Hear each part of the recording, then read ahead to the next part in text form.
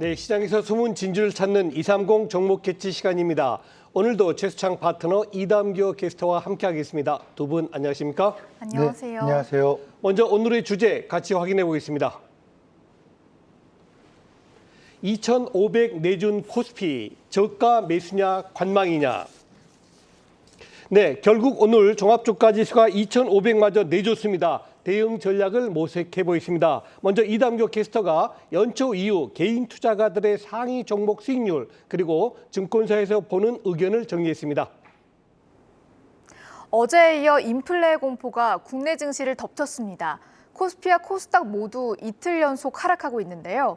시총 상위 종목들도 연일 신저가를 기록하고 있습니다. 주요 종목의 올해 수익률과 증권사 투자 의견을 알아봤습니다. 먼저 8개 종목의 올해 수익률부터 보시죠.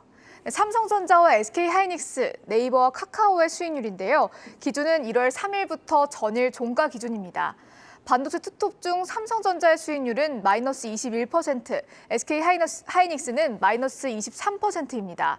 삼성전자는 어제 52주 신저가를, SK하이닉스는 연중 최저점을 기록했죠. 반도체 업황에 대한 불확실성에 주가 하락이 지속되고 있는데요. 특히 원가 압박 등의 요인으로 반도체 업종은 인플레 우려에 취약할 수밖에 없다는 분석입니다. 올해 네이버와 카카오의 수익률은 더 떨어졌습니다. 네이버는 마이너스 32%, 카카오는 마이너스 33%의 수익률을 기록했는데요. 올해는 성장주의 고난이었습니다. 긴축 우려 등으로 인해서 미국 나스닥 지수가 큰 폭으로 하락했죠. 국내 증시도 이 흐름을 따라갔습니다. 대표 성장주로 분류되는 네이버와 카카오의 주가가 대폭 내린 겁니다. 다음은 다른 4종목의 수익률도 보시죠. 삼성전자와 LG전자, 현대차와 LG생활건강입니다. 삼성전기는 마이너스 24%, LG전자는 마이너스 32%의 수익률을 기록했습니다. 삼성전기는 애플 등 고객사 다변화로 시장의 주목을 받았는데요. 다만 모멘텀에 비해서 주가는 탄력을 받지 못한 종목입니다. LG전자는 세트 업체이기 때문에 인플레이션의 타격이 큰데요. 수요 둔화뿐 아니라 원자재 가격과 물류비 등의 부담도, 비용도 부담이라는 분석입니다. 현대차는 올 초에 비해 주가가 17% 하락했는데요. LG생활건강은 8개 종목 중 가장 큰 낙폭을 기록했습니다.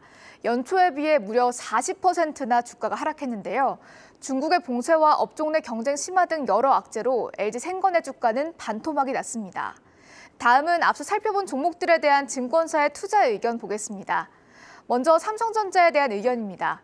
키움증권은 삼성전자의 목표가를 10만 원에서 8만 9천 원으로 하향했습니다. 디스플레이 사업에서 대형 패널 부분의 영업 적자가 이어지고 있다고 밝혔는데요. 중소형 패널 부분도 실적 감소가 나타날 것이라고 전망했습니다. SK하이닉스에 대한 의견도 보시죠. DB금융투자는 SK하이닉스에 대해서 매수 의견을 제시했는데요. 다만 목표가는 16만 원에서 15만 원으로 하향했습니다. SK하이닉스의 2분기 호실적이 전망된다고 밝혔는데요. 2분기에 메모리 출하량의 증가 그리고 낸드 가격 상승이 동사에 긍정적이라고 설명했습니다. 다음은 플랫폼주에 대한 의견도 보겠습니다. 하나투자증권은 네이버의 목표가를 45만 원으로 유지했고 매수 의견을 제시했습니다. 2분기가 주가의 바닥일 것이라고 전망했는데요. 검색 부문 매출이 전년 대비 10.6% 증가할 것이라고 설명했습니다. 카카오에 대한 투자 의견도 보겠습니다. 한국투자증권은 카카오의 기존 목표가 12만 5천 원을 유지했습니다. 6월 8일에 진행된 애널리스트 데이 오픈 채팅에 주목했는데요. 오픈 채팅을 기반으로 한 광고 사업 확장으로 매출이 증가할 가능성이 높다고 밝혔습니다. 그러면서 오픈 채팅이 주가 상승의 트리거가 될 것이라고 전망했습니다. 다음은 현대차에 대한 의견도 보겠습니다. 대신증권은 현대차에 대한 목표가 21만 원을 유지했습니다. 올해 현대차의 친환경차와 신차 모멘텀에 주목했는데요. 인기차종 팰리세이드와 그랜저 등 신모델이 출시될 것이라고 밝혔습니다. 마지막으로 LG생활건강에 대한 의견입니다. 키움증권은 LG생건에 대해 비중 축소 의견을 제시하고 목표가를 하향했는데요. 최근 동사의 중국 현지법인과 면세 채널의 부진으로 매출이 하락했다고 밝혔습니다. 다만 중국의 투심이 회복된다면 동사가 다시 성장할 수 있을 것이라고 전망했습니다. 지금까지 주요 종목의 올해 수익률과 투자 의견 알아봤습니다. 네, 코스피가 인플레이션 공포에 지난 2020년 11월 이후 1년 7개월 만에 2,500선 아래로 내려왔습니다.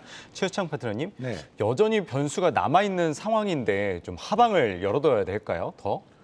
우선 두 가지 관점을 다 얘기를 해보겠습니다. 예. 첫 번째, 시장을 비관론적으로 보시는 분들이 있어서 인플레이션의 우려가 심화되면서 경기 침체까지 갈 수밖에 없는 과정이다.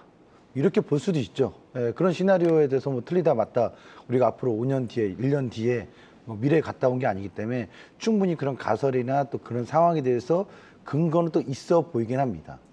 그렇게 비관적으로 보시는 분들의 하나에서는 종합주가지수를 예산을 두면 어디까지 보냐 물어보면 2100포인트도 얘기하는 사람도 있습니다. 그렇죠. 혹자 하나 또 2000포인트도 더 내려올 때까지 주식을 팔아야 된다, 이런 분도 있습니다.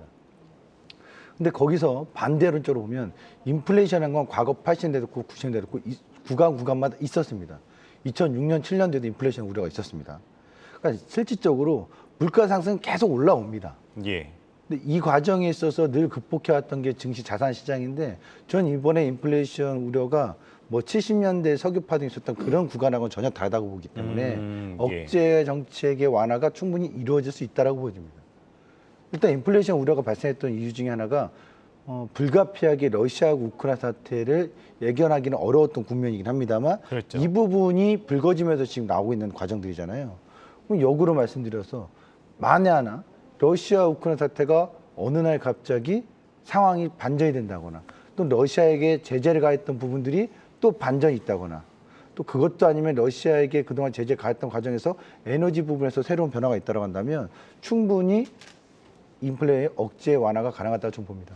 그래서 기술적으로 본다면 이 투자지표 하나 보도록 하죠. 투자지표 보면 PBR에 있어서 어제 KRX 거래소에 가면 투자지표 볼 수 있는 지표인데, 코스피 200 지수가 0.97입니다. 대한민국 예. 증시에서 1.0 이하의 코스피 밸류에이션에서 투자를 했을 때 평가 손실관이 있었어도 수익을 못 본 구간은 단 한 번도 없었습니다. 그렇다면 지금 시점에서는 기준적에서 예기치 못한 상황들에 대해서 예측이 맞다 틀리다 따질 게 아니라 이러한 중요한 투자 지표의 기준에 있어서 지금 시점에서는 과매도 영역이니 저가매수 해볼 수 있는 기회가 되지 않겠느냐, 이렇게 좀 말씀드리고 싶습니다.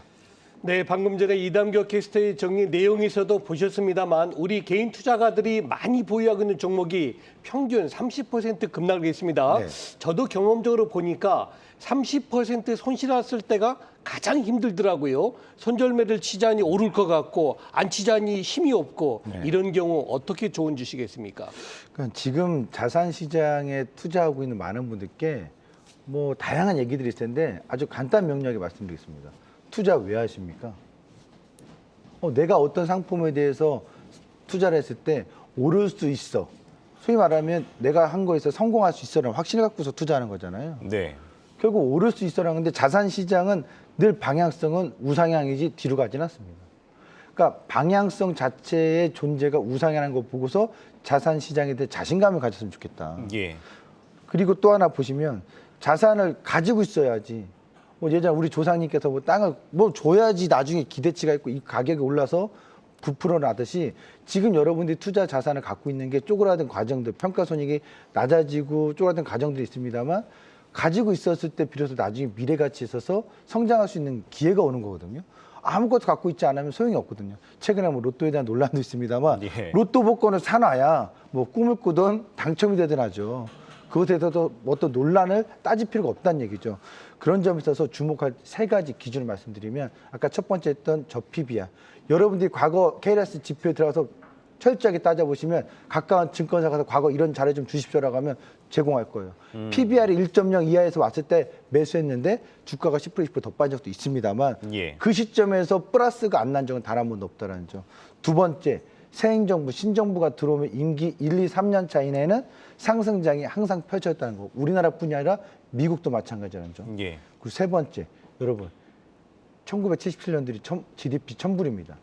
96년도가 10,000불이었고 2007년도가 20,000불이었습니다. 그리고 얼마 전에 2018년도가 30,000불이었거든요. 40,000불을 향해 가는 전망을 찾아보시면 몇 년 이내에 돼 있어요. 2025년도, 6년도로 돼 있는데 40,000불 달성하면 그 시점마다 증시는 최고점이었습니다. 따라서 대한민국의 경제가 GDP 노이즈는 있겠죠. 어떻게 예. 매일같이 해 뜨는 날만 있겠습니까? 울고 싶은 날도 있고 슬픈 날도 있겠듯이, 지금 시점에서 GDP 40,000불을 향해 간다면 저는 이 세 가지 근거로 지금이 투자 기회가 아니냐, 이렇게 말씀드리고 싶습니다. 네, 말씀하셨듯이 뭐 지금이 투자 기회라고 이야기를 하셨는데 그래서 지금 좀 저가 매수에 나서도 될까요? 오늘 보니까 개인 같은 경우에 오전에는 이제 매도세를 보인 개인들이 오후에는 이제 매수세로 돌아섰는데 네. 지금 저가 매수 나서도 됩니까? 제가 보는 기준에서 나서도 된다고 보는데 공감하시는 분은 참고를 해보시면 좋겠고 이런 분도 있어요. 비공감하시는 분 중에서 개인들의 투매가 나오지 않았다. 예. 시대는 바뀌었습니다. 과거의 개미처럼 매번 개미들이 폭락할 때마다 투매 나오니까 이때가 바닥이다? 그렇지 않을 수도 있어요. 그런 점처럼 과거의 개미들의 그 개인 투자자분들의 수급만 가지고 투매가 안 나왔으니까 바닥이 아니다 이런 논하는 건 좀 아니지 않나. 네. 좀 아쉬운 근거인 것 같고요. 차트 모습 설명 하나 드리겠습니다.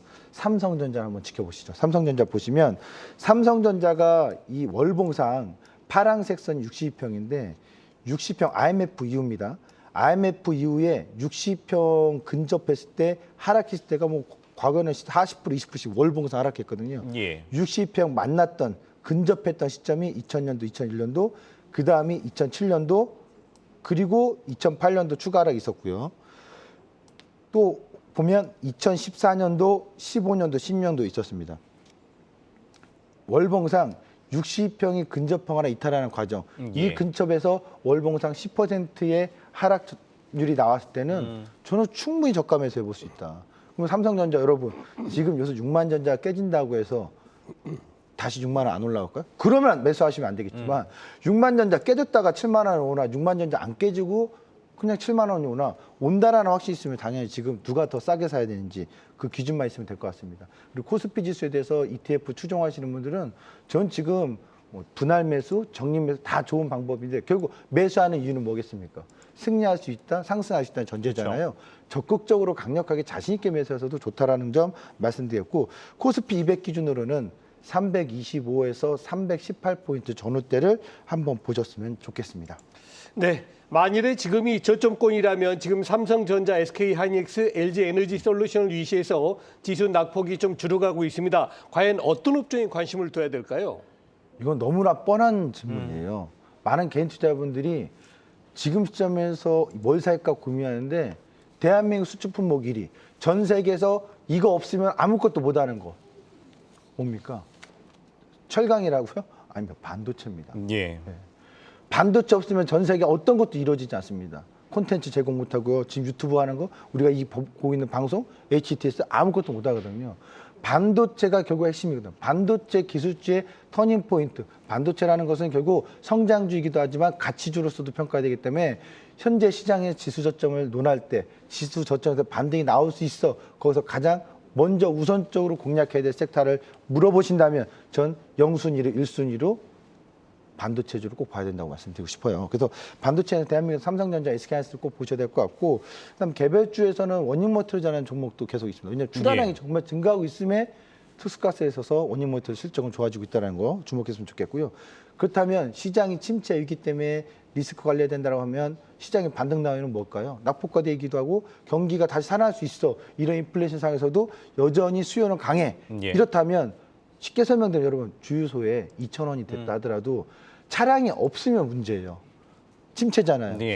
소비자가 여전히 차량이 많아요. 다시 말해서 인플레이션 가격이 올라왔더라도 여전히 수요가 넘쳐난다면 지금 시점에서는 경기 민감주의 저점 반등을 계속해서 주목해야 되지 않을까라고 말씀드리고 끝으로 한 가지 말씀드리면 방산주는 지속 주도 상승입니다.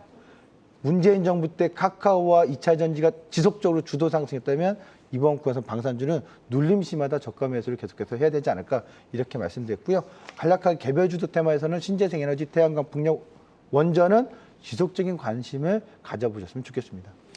네, 오늘 이상공 종목 캐치는 2,500선 내준 코스피 저가 매수 기회일까에 대해서 알아봤습니다. 최수창 와운의 파트너였습니다. 오늘 말씀 고맙습니다. 네, 감사합니다.